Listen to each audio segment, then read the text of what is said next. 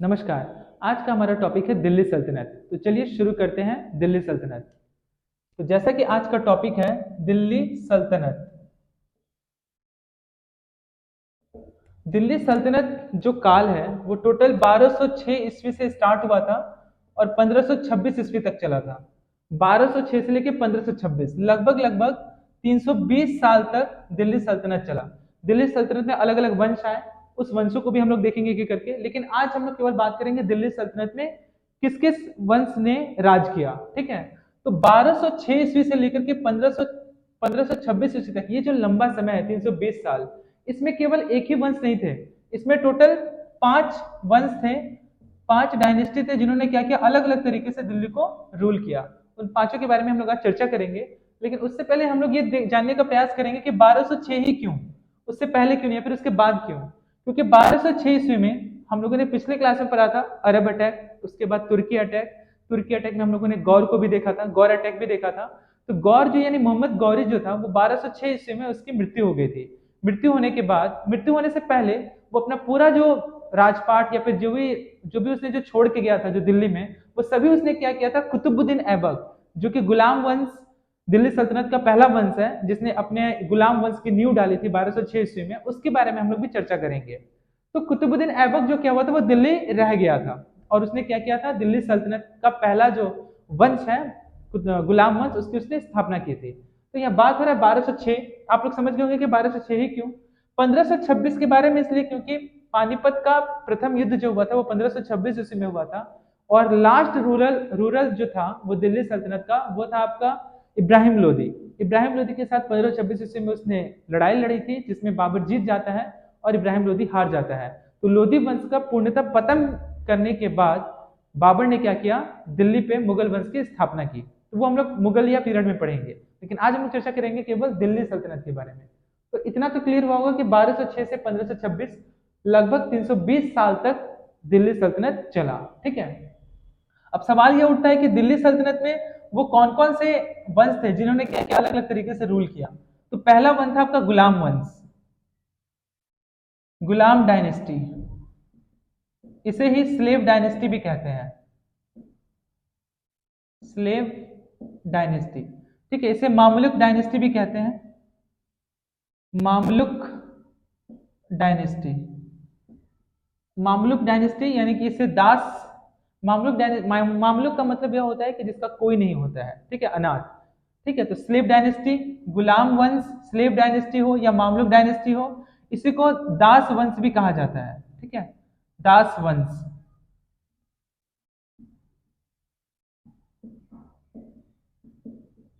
तो गुलाम वंश, slave dynasty, दास वंश या मामलुक डायनेस्टी, तीनों क्या है, एक ही है, जो कि आपका 1206 ईस्वी से लेकर के 1290 ईस्वी तक चला था। ठीक है, तो सबसे पहले आया गुलाम वंश। ठीक है, गुलाम डायनेस्टी यानी कि स्लेव डायनेस्टी। दूसरे में है आपका खिलजी डायनेस्टी। हम लोग एक एक करके देखेंगे हर एक डायनेस्टी को, लेकिन एक एक करके पहले हम लोग सबके बारे में चर्चा कर लेते हैं। तीसरा में है आपका तुगलक डायनेस्टी, तुगलक डायनेस्टी। चौथे में है आपका सैयद डायनेस्टी। ये क्रम है, एक के बाद एक, एक के बाद एक करके आया था। ठीक है, पांचवा मैं यहां लिख रहा हूं, पांचवा है आपका लोधी डायनेस्टी।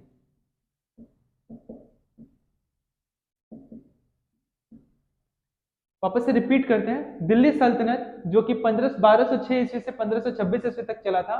मोहम्मद गौरी के मरने से ले, जब वो मर गया था, मरने के बाद से लेकर के 1206 में उसकी मृत्यु हुई थी मोहम्मद गौरी की।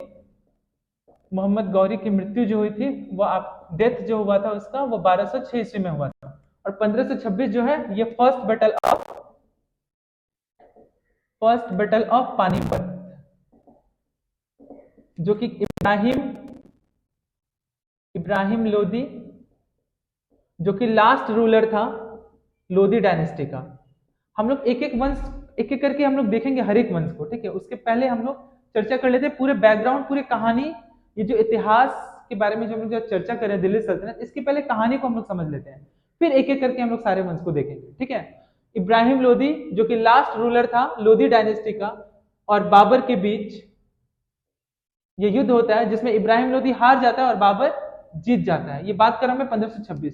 तो आप समझ गए होंगे 1206 से 1526 से क्यों, और ये 320 साल तक ये युद्ध मतलब 320 साल तक ये सल्तनत चला था।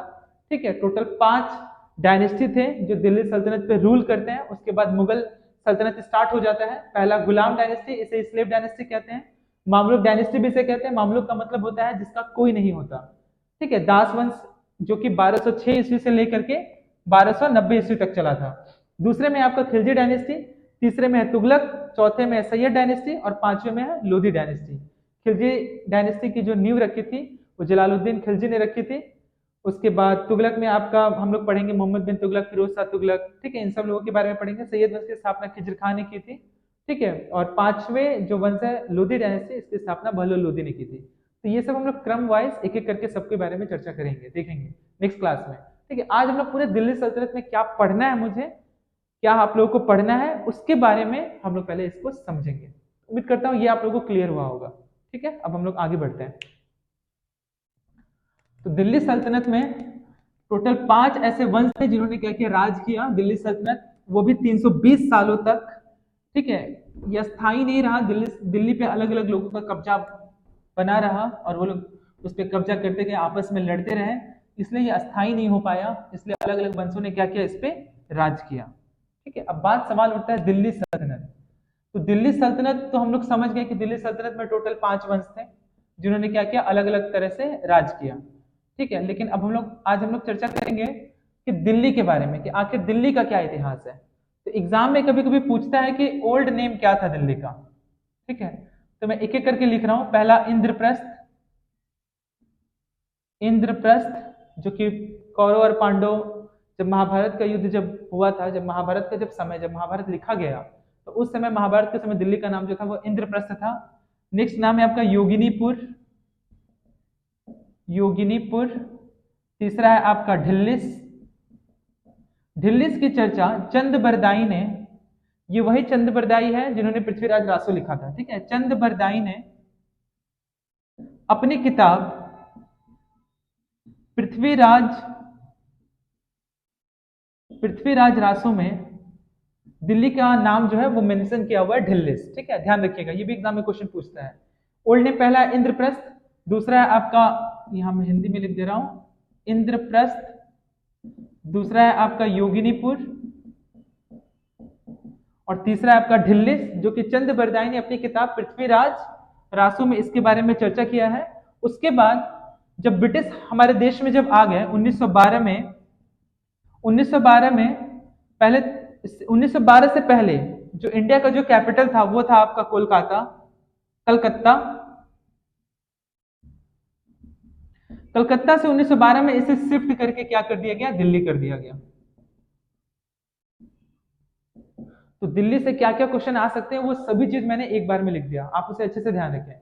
1912 के बाद 1931 में ध्यान दीजिएगा, पहला इंद्रप्रस्थ, दूसरा योगिनीपुर, तीसरा ढिल्लिस जो कि चंद बरदाई ने अपनी किताब पृथ्वीराज रासो में इसके बारे में मेंशन किया है।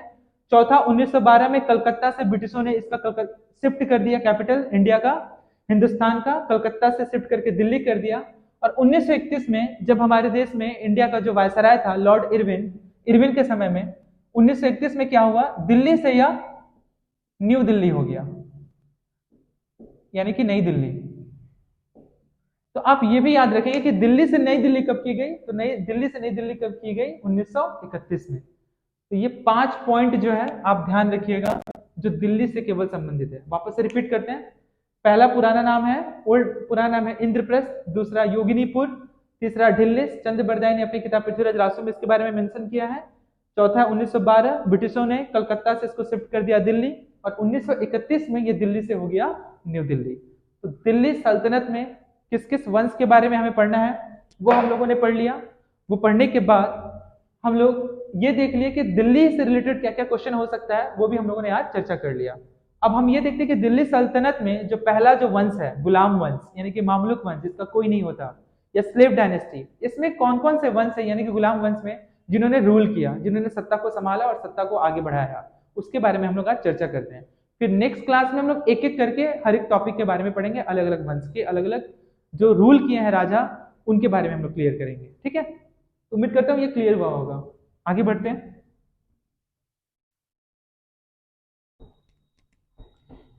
इसे आप नोट कर लीजिएगा और बार बार रिवीजन कीजिएगा तो ये पूरी तरह से याद हो जाएगा। ठीक है, पूरी तरह से कहानी है, कहानी की तरह ही आपको इतिहास पढ़ना है, ना कि आपको रटना है।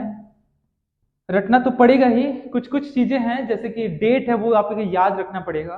ठीक है, लेकिन पहले बैकग्राउंड को समझना होगा कि कहानी क्या है, आखिर दिल्ली सल्तनत किस तरह से स्टार्ट हुआ, इसके पीछे क्या कारण था, कैसे कैसे ये आगे बढ़ा। और दिल्ली सल्तनत के बाद एक एक करके वंश आया दिल्ली के सल्तनत में। दिल्ली सल्तनत में ही जैसे कि आपका पहला वंश कुतुबुद्दीन ऐबक ने स्लेव डायनेस्टी यानी गुलाम वंश की स्थापना नींव रखी 1206 में।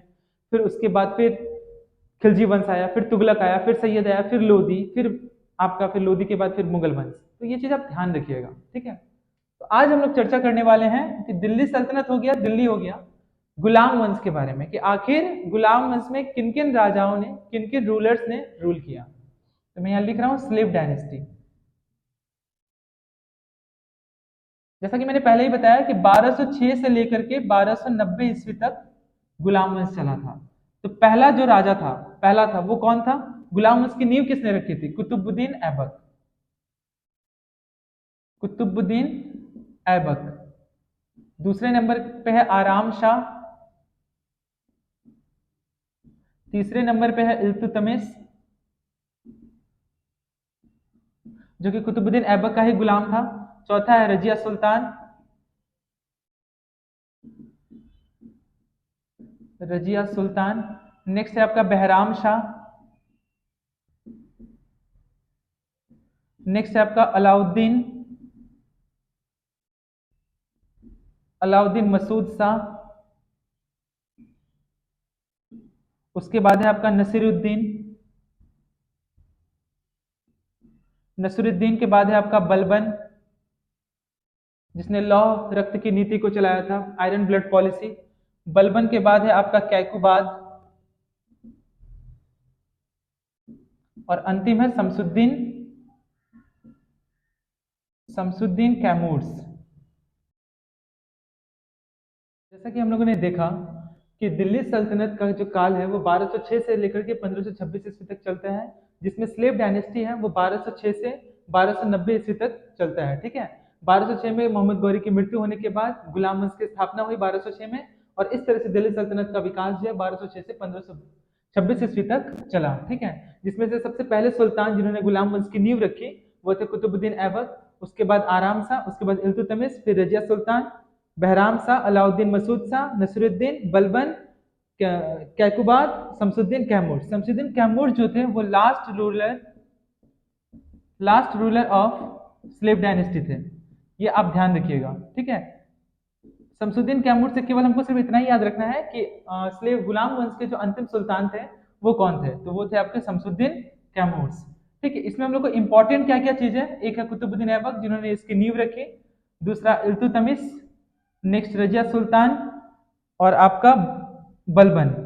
मतलब यही चार जो है सबसे ज्यादा इंपॉर्टेंट है, जिसके बारे में हम लोग को अच्छे से पढ़ना है। एक एक करके हम लोग नेक्स्ट क्लास में एक एक करके हम लोग क्या करेंगे, सबके बारे में जानेंगे कि कुतुबुद्दीन ऐबक ने क्या किया, फिर इल्तुतमिश, फिर रजिया सुल्तान, फिर बलबन। ठीक है, और शमसुद्दीन कैमूर्स के बारे में केवल एक ही चीज पढ़ना है आपको कि यह जो है गुलाम वंश के अंतिम सुल्तान थे और कुछ भी नहीं।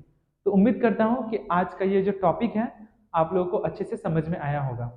ठीक है, आज के लिए इतना ही। बहुत बहुत धन्यवाद।